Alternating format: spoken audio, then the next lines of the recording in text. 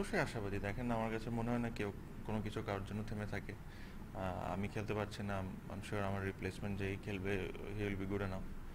আর আমি এটাই আশা করতে পারি যে আমরা একটা খুবই ভালো স্টার্ট পেয়েছি টুর্নামেন্টে।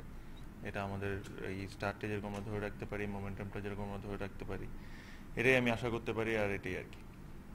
ভাইয়া, যদি আমরা একটু question করব।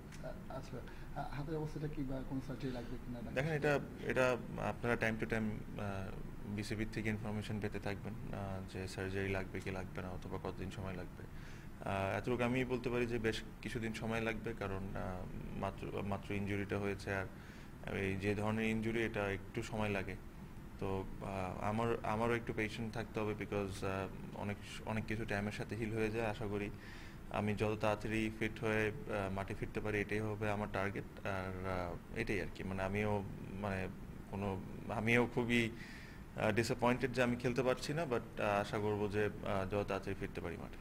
আচ্ছা বিশেষ ভাইয়া, একটা জাস্ট একটা কোশ্চেন, সেটা হচ্ছে যে মানে আপনার জায়গায় আসলে কে খেলবে সেটা নিয়ে এখনো আমাদেরকে চিন্তা করতে হয় যে আসলে কে ওপেনিং এ, বা সেই জায়গাটা আসলে পাওয়া যাচ্ছে না। আপনার মানে কে ওপেনিং করবে আপনার সঙ্গে সেটাই আমরা খুঁজে পাই না, এখন আপনিও নাই, বা সিনিয়র যে প্লেয়াররা আছে তাদের বিকল্পটা আসলে কেন বের হচ্ছে না?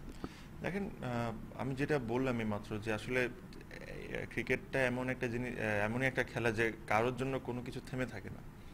আমি খেলতে পারবো না, দেখবেন আমার আমার জায়গায় আরেকজন আসবে, সে ভালো খেলবে, এরকমই এরকমই খেলাটা চলতে থাকবে। বাট যে জিনিসটা আমি আশা করব যে যারা অপরচুনিটিটা পাবে, ওরা মেক শিওর করুক যেরকম এটা বোথ হ্যান্ড থেকে, মানে মেক শিওর করুক যে এই অপরচুনিটিটা ওরা ভালোভাবে গ্র্যাব করুক।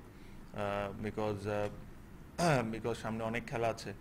আর এখন যদি যারাই ওপেন করবে, এরা যদি এখন ভালো খেলতে পারে, ধরেন একটা সুযোগ হয়ে যাবে ওয়ার্ল্ড কাপের সিলেকশনে, মানে মানুষের, মানে সিলেক্টরদের মাথায় একটা মানে মাথা ব্যথা দেওয়া আর কি, মানে যে মানে এরা আবার কেটে দেন, আবার করি না। এই প্রশ্নটা আবার করেন, আমি উত্তর দিচ্ছি আবার। আচ্ছা, আপনি যখন খেলেন আপনার সাথে ওপেনিং এ কে নামবে সেটা নিয়ে অনেক রকম চিন্তা করে যেতে হয়। সো হচ্ছে আপনি এখন নাই, আসলে কি বাংলাদেশ টিমের বিপদটা বেড়ে গেছে কিনা, বা আপনাদের সিনিয়র প্লেয়ারদের আসলে বিকল্প কেন বের হচ্ছে না? দেখেন, একটা জিনিস সবার বুঝতে হবে যে আমরা সিনিয়র প্লেয়াররা কিন্তু অলমোস্ট 10 বছর ধরে ইন্টারন্যাশনাল খেলেছি, ইন্টারন্যাশনাল ক্রিকেট খেলছি।